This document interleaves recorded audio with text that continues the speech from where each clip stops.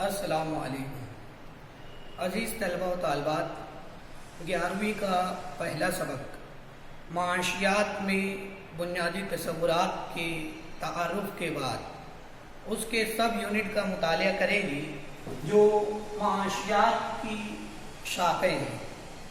عام طور سے معاشیات کی شاخ کو دو حصوں میں تقسیم کیا گیا ہے، جیسے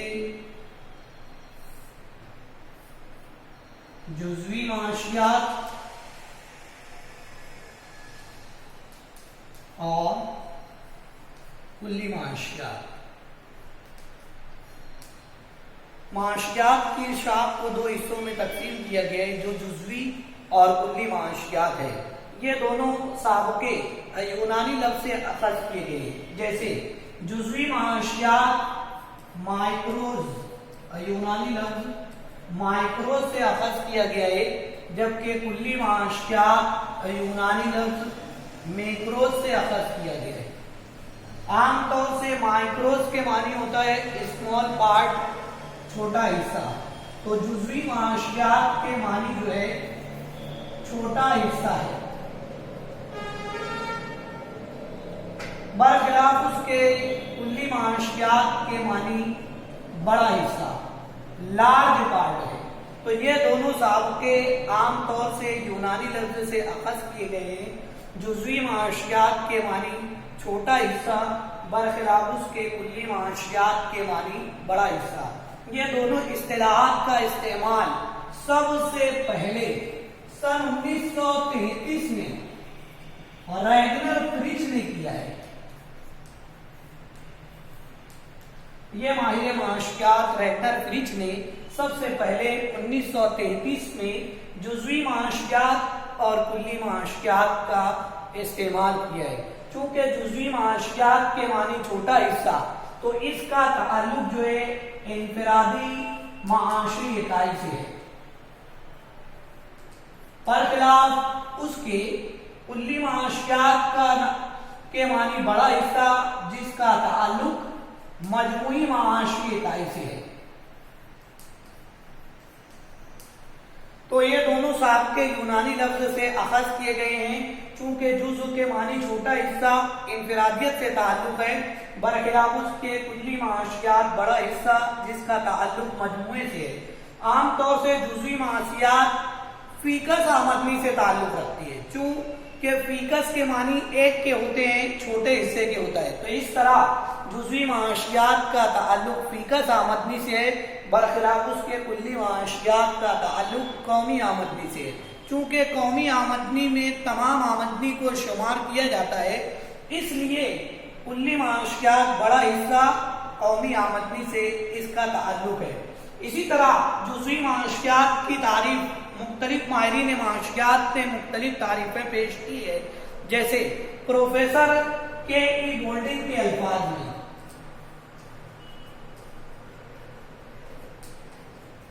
پروفیسر کے ای گولڈنگ جزوی معاشیات کی تعریف میں خاص چیزوں کو اہمیت دیتا ہے۔ اب خاص چیزوں میں عام طور سے جو ہے گھریلو انتظام، فیکس آمدنی، ایک صنعت، ایک فرم، خاص شے کی قیمت، ان تمام چیزوں کا مطالعہ جزوی معاشیات میں کیا جاتا ہے۔ تو اس طرح خاص میں عام طور سے چنندہ یعنی کم چیزوں کا مطالعہ کیا جاتا ہے، جبکہ اس کے برخلاف دیکھیں تو کلی معاشیات میں عام چیزوں کا مطالعہ ہوگا۔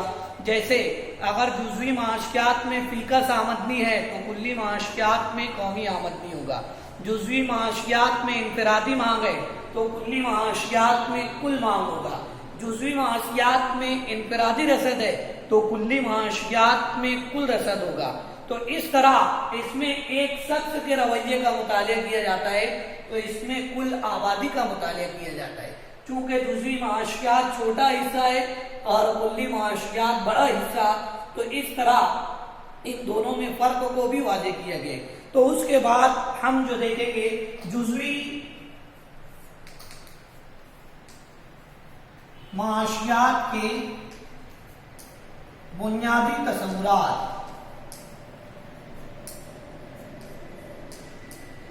جیسا کہ ہم نے اس سے پہلے کے یونٹ میں تعارف میں مطالعہ کیا تھا، پہلا جزء جو اس میں دیا ہوا ہے وہ ہے خواہش، وانٹس۔ عام طور سے انسانی خواہشات جو ہے لامحدود ہوتی ہے، تو اس طرح خواہش کسے کہتے ہیں، سب سے پہلے ہمیں اس کا مطالعہ کرنا ہے۔ عام الفاظ میں خواہش سے مراد صرف کسی چیز کی تمنا کرنا، جسے عام الفاظ میں ہم خیالی پلاؤ بھی پکانا کہتے ہیں، جس کے لیے کسی چیز کی ضرورت نہیں ہوتی۔ خواہش انسان صرف کسی چیز کی تمنا کرتا ہے، جیسے ہم یہاں پر بیٹھے بیٹھے پوری دنیا گھوم سکتے ہیں، یہ انسان کی صرف خواہش ہے۔ یعنی عام الفاظ میں جیسا کہ میں نے ایک محاورہ کہا، خیالی پلاؤ پکانا، اس کے لیے نہ ہی قوت خرید کی ضرورت ہے، نہ ہی کسی چیز کی ضرورت ہے۔ تو خواہش ایک فرضی اصطلاح ہے، لیکن یہاں معاشیات میں خواہش سے مراد تشفی کی کمی ہے۔ خواہش سے مراد تشفی کی کمی ہے، یعنی جب چیزوں کا ہم استعمال کرتے ہیں تو جیسے جیسے اشیاء کا استعمال کرتے ہیں ہماری تشفی کم سے کمتر ہوتے جاتی ہے۔ ایک وقت ایسا آتا ہے جب ہم پوری طرح سیراب ہو جاتے ہیں۔ تو اس طرح خواہش انسان کی تشفی کی کمی کو کہتے ہیں، اور انسان فار ایگزامپل ایک شخص کو اگر بہت شدت کی بھوک لگی ہوئی ہے، جیسے ہی وہ کوئی لقمے کا استعمال کرتا ہے تو اسے بہت زیادہ افادیت ملتی ہے، لیکن ایک کے بعد ایک مسلسل جب وہ لقمہ استعمال کرے گا، شے کا استعمال کرے گا، اس کی تشفی جو ہے وہ کم سے کمتر ہوتے جائے گی۔ ایک وقت ایسا آئے گا جب وہ پوری طرح سیراب ہو جاتا ہے تو اسے مکمل تشفی کا نقطہ کہا جاتا ہے۔ اگر اس کے بعد بھی وہ زائد اکائی استعمال کرے گا تو اس طرح جو ہے اس کو تشفی نہیں ملے گی، بلکہ عدم افادہ ملے گا، جسے ہم بدہضمی بھی کہتے ہیں۔ تو اس طرح خواہش انسان کی تشفی کی کمی کو کہتے ہیں، اور خواہشات عام طور سے جو ہے ایجادات کے سبب بہتر زندگی کی خواہش ہوتی ہے۔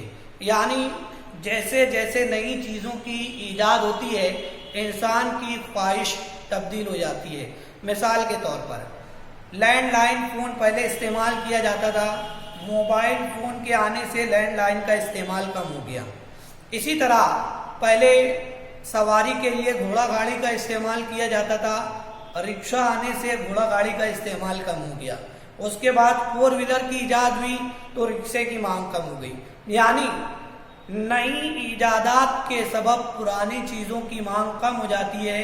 لوگ وقت کے بدلتے ہوئے حالات کے مطابق اپنا طریقہ تبدیل کرتے ہیں اور خواہش کو بھی تبدیل کرتے ہیں۔ تو اسی طرح خواہشات کی درج ذیل خصوصیات ہیں۔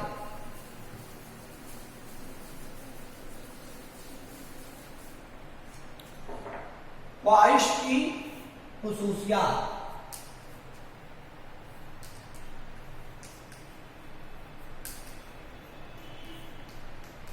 خواہش کی خصوصیات جو ہے درج ذیل ہے۔ مثال کے طور پر خواہش لامحدود ہے، انسانی خواہشات لامحدود ہے۔ ابتدا میں اگر ہم دیکھیں جب آبادی محدود تھی، دیہات تھا، لوگوں کی ضروریات آسانی سے پوری ہو جاتی تھی، لیکن جیسے جیسے وقت آگے جاتے گیا یعنی آبادی بڑھتے گئی، لوگوں کی خواہشات میں بھی اضافہ ہوتا گیا اور مشکلات بڑھتے گئی۔ اس طرح انسانی خواہش یعنی ایک خواہش پوری ہوتی ہے، دوسری خواہش فوراً جنم لیتی ہے، اور انسانی خواہشات فطرت میں بار بار پیدا ہوتی ہیں۔ جیسے صبح اٹھتے ہی ہم خواہش کرتے ہیں چائے پینے کے لیے یا دودھ پینے کے لیے، وہ خواہش ہماری پوری ہوتی ہے، دوسری خواہش فوراً جنم لیتی ہے۔ دوپہر کے وقت اگر ہمیں شدت کی بھوک لگی ہے ہم غذا کا استعمال کرتے ہیں۔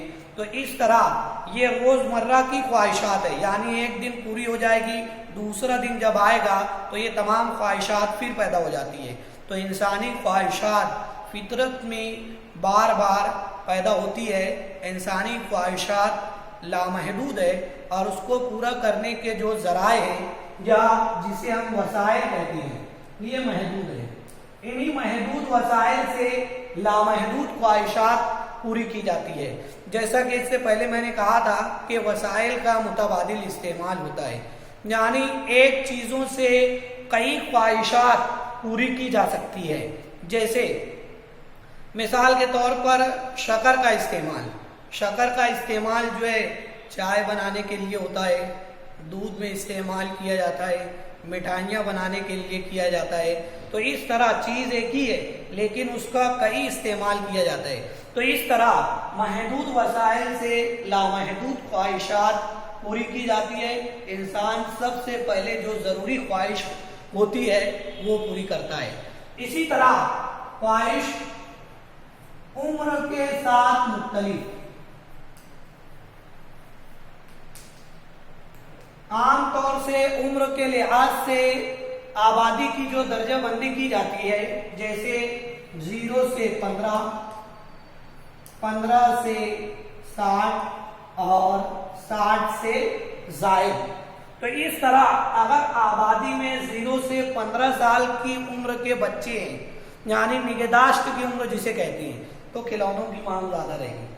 اگر آبادی میں 0 سے 15 سال کے بچے زیادہ ہیں تو کھلونوں کی مانگ زیادہ رہے گی. جبکہ 15 سے 60 سال کام کرنے والی آبادی کو کہا جاتا ہے، جس میں نوجوان، ادھیڑ عمر کے لوگ، یہ تمام شمار ہوتے ہیں.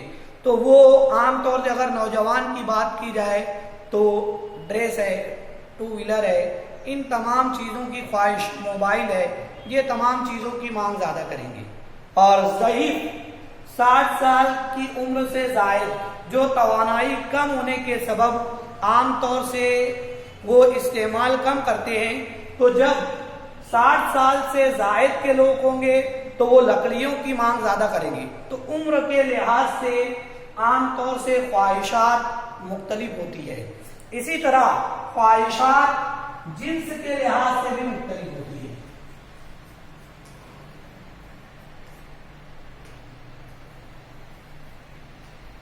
عام طور سے اگر ہم دیکھیں جنس کے لحاظ سے تو مرد اور عورتیں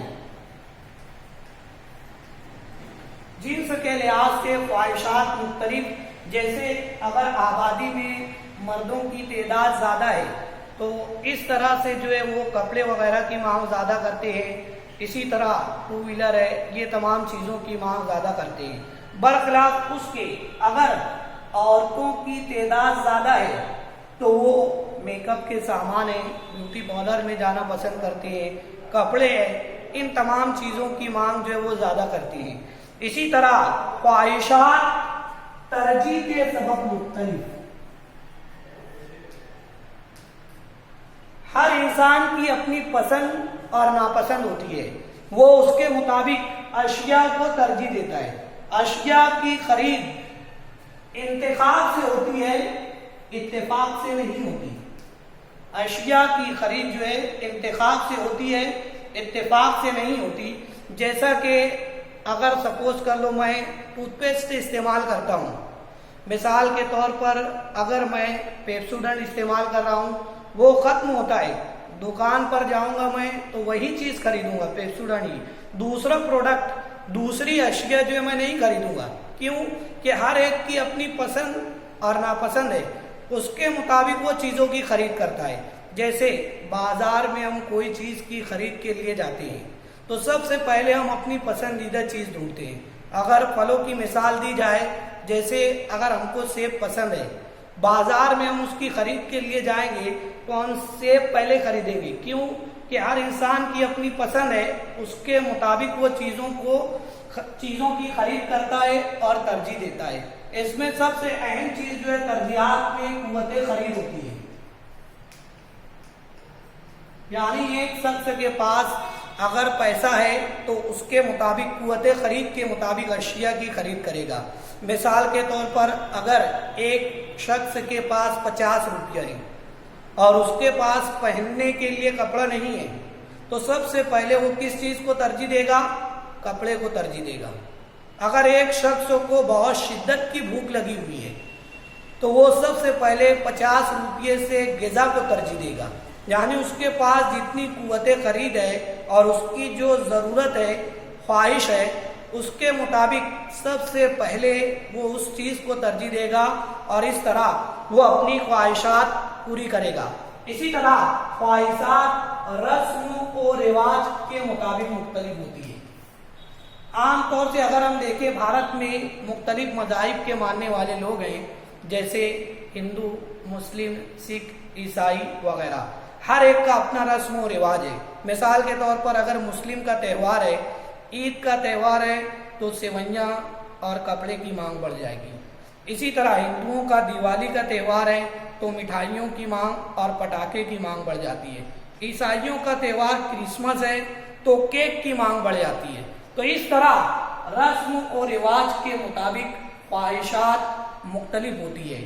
تو اس طرح انسان اپنی خواہشات جو ہے وہ پوری کرتا ہے۔ شکریہ، جزاک اللہ۔